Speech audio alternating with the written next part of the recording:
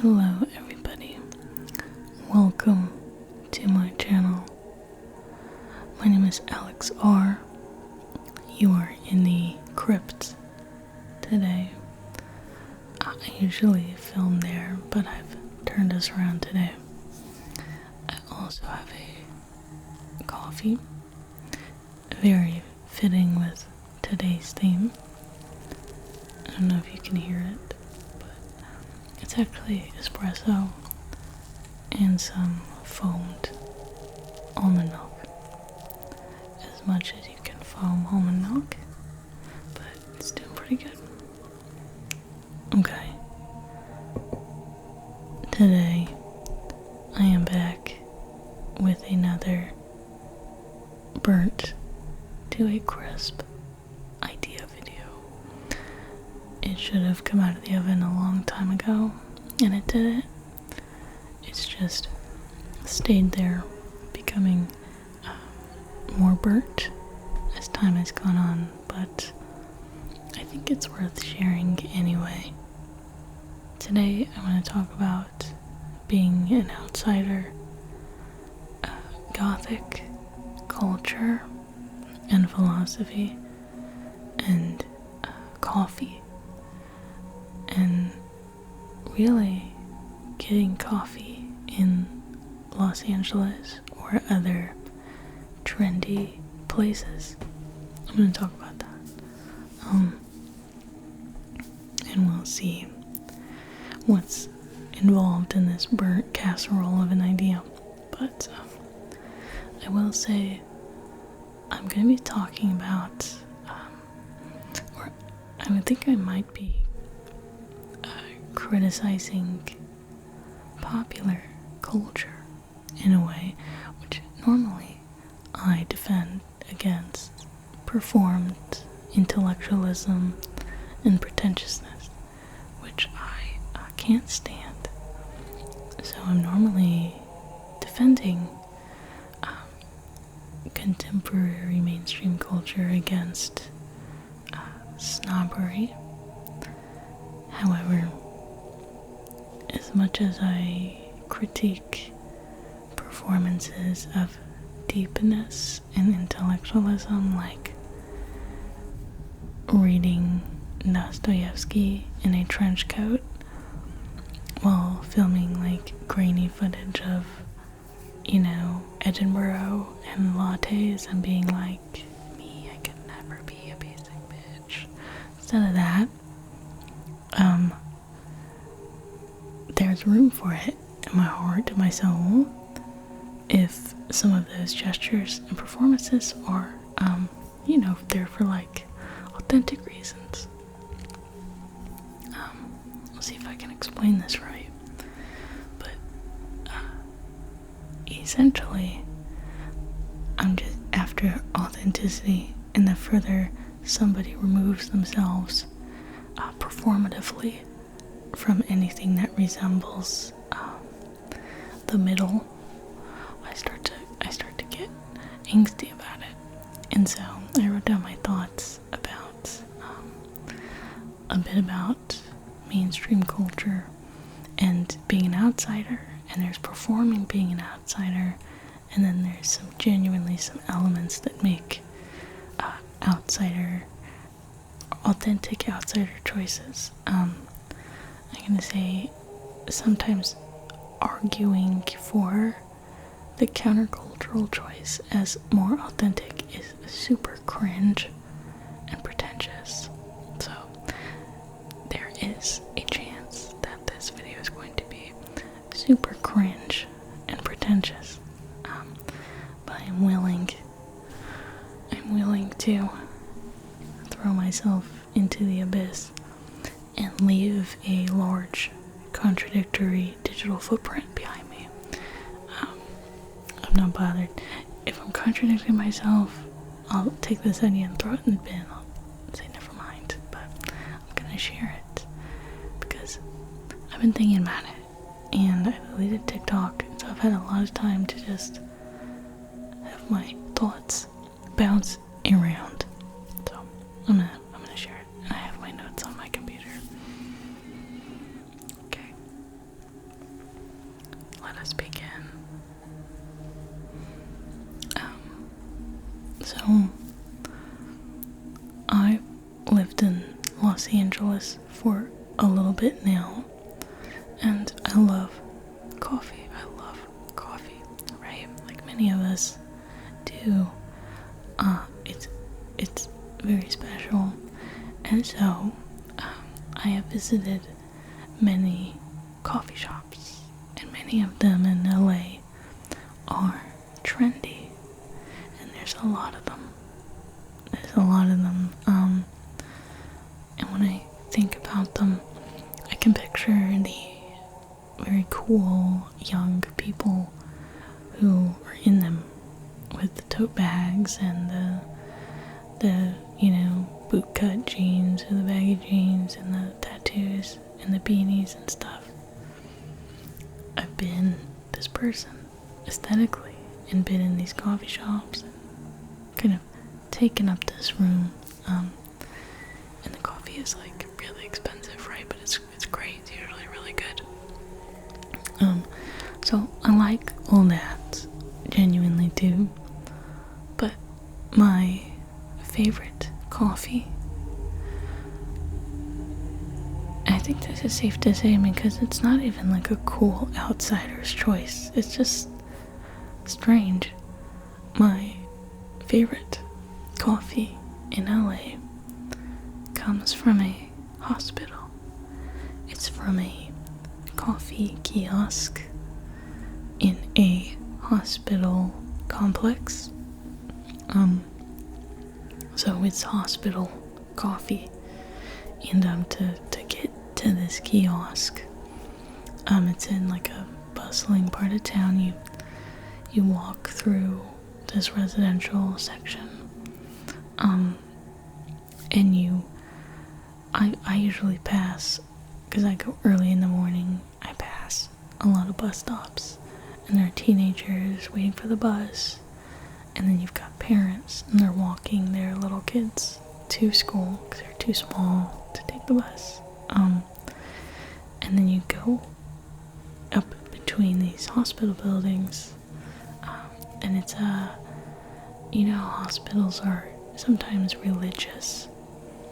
This whole area of town is filled with this religious medical buildings and more religious iconography, and there's a spiritual store, and the hospital itself is religious, and there are statues of different saints and things like that. So this is not in a cool part of town. This coffee kiosk is literally, you have to go between some parking structures, and then there's this kiosk, and they sell little snacks and lattes, and they sell little juices and hot chocolates, and it's by this fountain in this pavilion. So it's outside and inside. It's a covered pavilion. So anyway, I really like getting coffee here. It's very peaceful. I like the religious iconography. And really the people you see here, they're usually in scrubs or other type of office wear, and they have badges because they work in the complex. Or you'll see sometimes people who work in construction who are working different parts of the building, or you will see some families maybe of people who are in one of the clinics or in the hospital getting coffee. And so it's really different than anywhere else I get coffee from.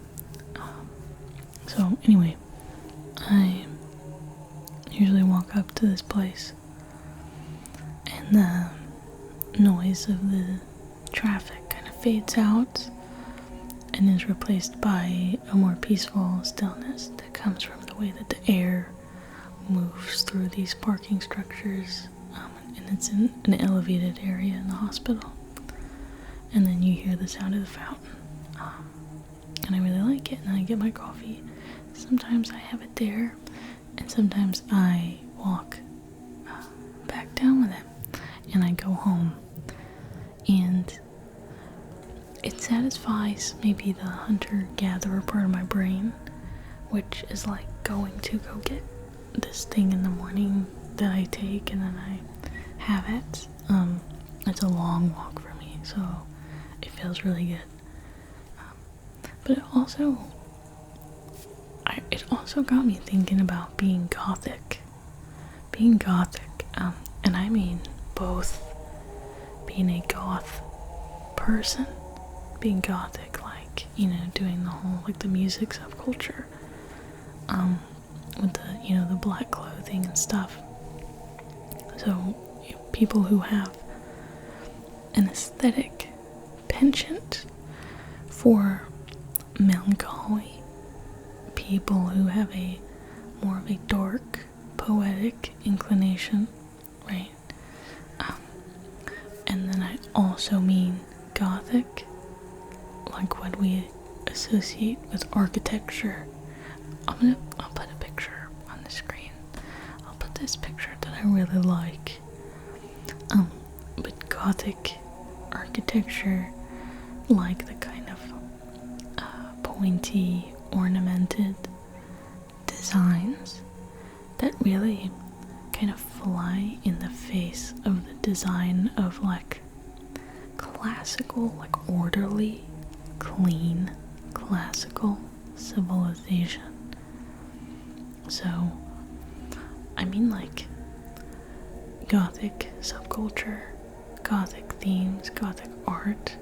For me, I'm kind of talking about kind of the same thing, which is the general quality of Gothicness, which is on the oppositional side, or on the other side of the scale, of classicalness. So it's classic on one end and Gothic on the other, right?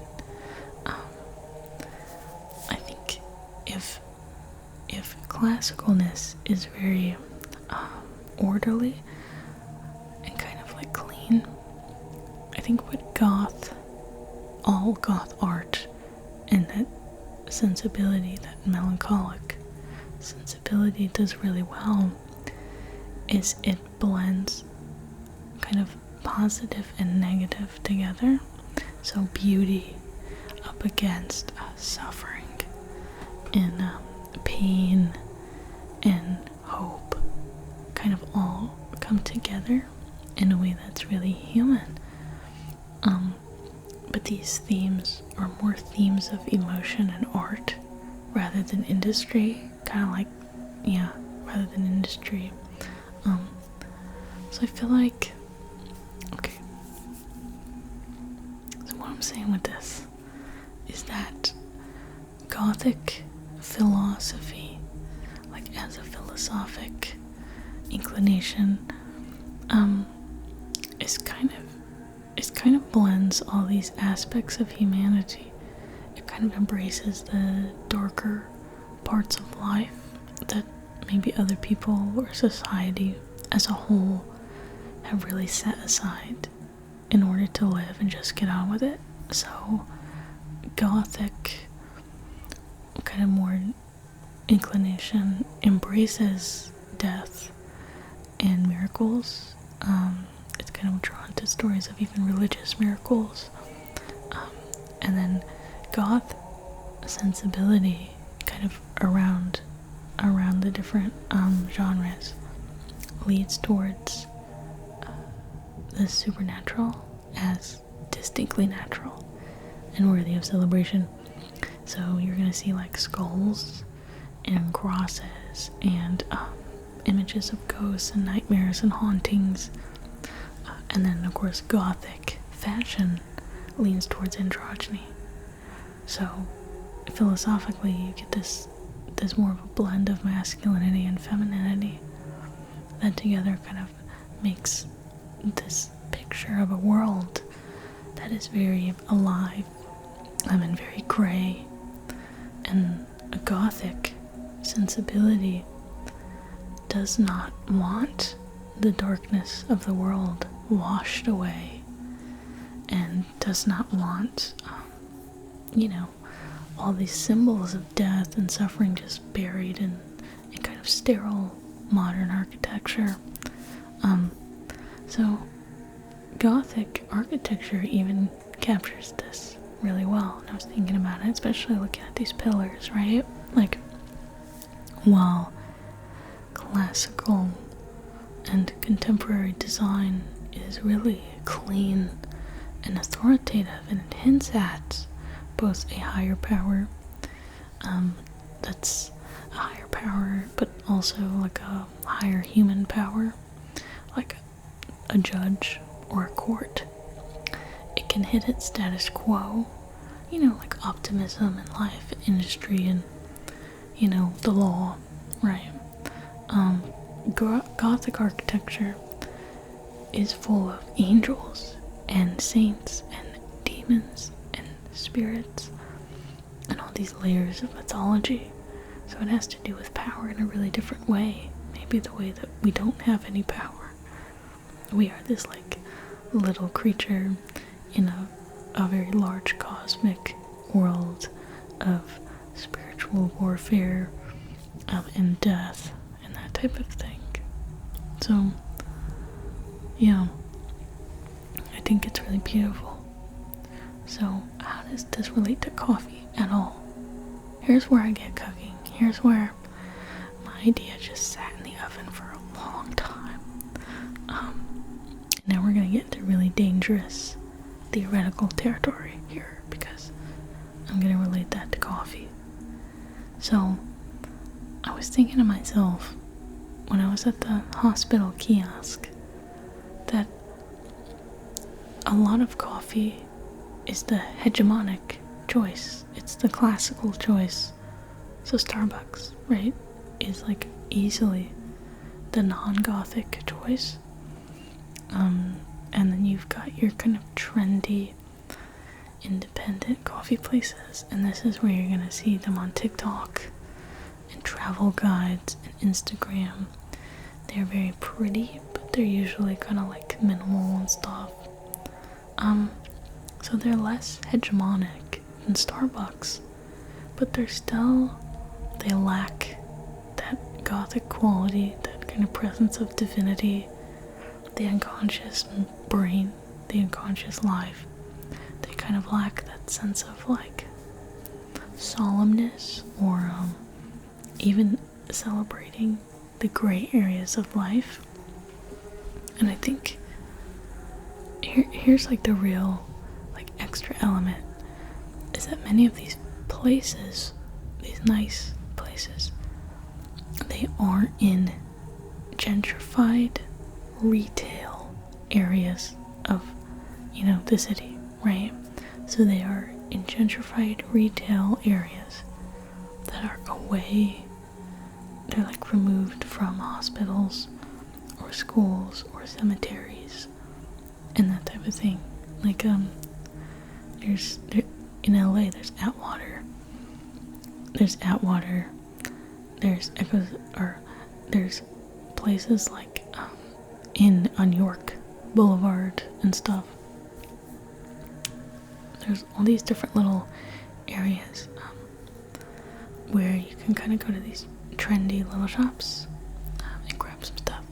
Essentially, I think you move the different coffee shops on the hegemony, classical to Gothic scale, based on all the factors. What it looks like, what the menu looks like, but where it is in geography is a big one. So what are the values that it's trying to say? The more isolated and like corporate you get, you go on the hegemonic side. And then the more that you are blended into your real community, that's when you start getting Gothic, right? And so I was thinking, there's a hospital kiosk coffee, okay? And maybe kiosk coffee in general, gas station coffee. We're getting to the Gothic side of things. Church basement coffee, auto repair shop coffee when you're sitting waiting for your car to be done, and there's a little thing of coffee. to me, now we start getting into the Gothic choices. These are weird outsider preferences. They are not as comfortable as the hegemonic choice. They don't stroke our aesthetic ego as much, but they do move us into our communities a little bit more. I think that's why they're kind of Gothic. They kind of resist this neurotic separation between like trendy living and like being very comfortable, and then like real life and suffering and work and kind of the wheel of life. So the coffee kiosk, that's my favorite place to go, is really in the center of this like kind of birth and death. There's churches, and of course the hospital, and there's schools, so it's just in the middle of all of it, and it's just a good coffee shop. The coffee's actually good, I will say, and they're serving it to all the people who are kind of swirling about this matrix, and I think it's my favorite because it makes me feel comfortable and like I belong. And I think I like all the trendy places in LA, but I feel fundamentally like I overstay my welcome often enough. Like, it's just not totally for me. I think where I get into pretentious territory is when I acknowledge my feelings that after a while, continuously going to these really trendy restaurants and stuff hits like dishonesty. After a while, it just does not feel honest anymore, and so I don't like to go too much. And it kind of reminds me of a few things. One is that one of my favorite cheeseburgers, and I love a cheeseburger, it actually is another hospital treat. It is served in the St. David's Hospital in Austin, Texas. And these things are like, I don't even know, they're probably frozen and then cooked. And then they're wrapped in these shiny, like little soft packages, like a little wrap. And then they're placed under a heat lamp. So they're grab and go, you just get one and go. And I've been to that hospital a lot, and I've had many of those cheeseburgers. And they're great. Also, okay, semi-related, but I think the best cheeseburgers come from Mexican food trucks. They're coming from trucks that serve Mexican food in LA, and I stand by that. And you know, I get like some heat, right? Because people around me think that's a weenie choice to go to a Mexican food truck and get not tacos or something, but get a cheeseburger. Okay, but they don't know what I know, and that is that these cheeseburgers coming out of this food truck are better, or worlds better, than any of these burgers being served up at these LA trendy style bistros with like ferns growing everywhere in mason jar water. These cheeseburgers are the best. They're cooked on a grill. I just got one the other day from a food truck. It was like grilled up American cheese, and it was put on like a sesame seed bun. It was really soft. Okay, and they served it with a really large pickled jalapeno, which is already like, they know what's up, right? And it was perfect. Like, oh, I'm craving it so bad. It's like this spicy, tangy jalapeno with this like really soft grilled cheeseburger, and the fries are just plain salted, like diner style fries. They served it in tinfoil and then put that in the to-go container. It's incredible. It's incredible. I also get like English muffin breakfast sandwiches from this food truck. They're cooked on the same grill that the hamburgers are coming from. It's beautiful. Okay, it's beautiful. So yeah, I feel like a lot of us know in our heart, at least when I've talked to people, that this type of food is better than like any super fancy like restaurant where you have to get on a wait list. Like we all know that, right? But anyway, I'm trying to say like the Gothic choices, they're like the food trucks and this like hospital food. It's like food that you have at the dinner table with your family. Like also the best spaghetti that I ever had came from a Pentecostal church. A Pentecostal church. Like we were eating spaghetti in there. Anyway, I went with a friend and it was amazing. So anyway, what am I trying to say? I think being Gothic, to the degree that you are Gothic, that's the degree that you are an outsider. Because being Goth and the hegemony, the everyday, they are on the other side of this spectrum. So I think like by definition, at least the way that the world is set up now, Gothicness is just not mainstream, and it represents the alternative to the mainstream. Because being there means that you are embracing what humanity is discarding, and what it's discarding from its optimism and its industry and its, aesthetic preference to like go into the future, right? And I'm convinced that like, a microgreen, burger on a wheat bun with chipotle aioli, that's like $20. Getting that burger and like a really fancy latte in the city is like the same impulse as not wanting to look at death, and it's the same aesthetic drive to building a clean future where like the sick are tucked away in hospitals and we don't see death and all this stuff, because death isn't, we don't want it to be real. So this is a gross generalization, which is why it goes in the burnt to a crisp idea category, because it has stayed in there too long, and I don't know what's savable and what's just burnt and edgy and gross, but I'm just trying to say that getting the hospital kiosk coffee makes me feel like a human being, and like I have my humanity, and like I'm in touch with death and beauty and the divine in my body. And I think it is one of the most goth choices that you can make for getting a coffee.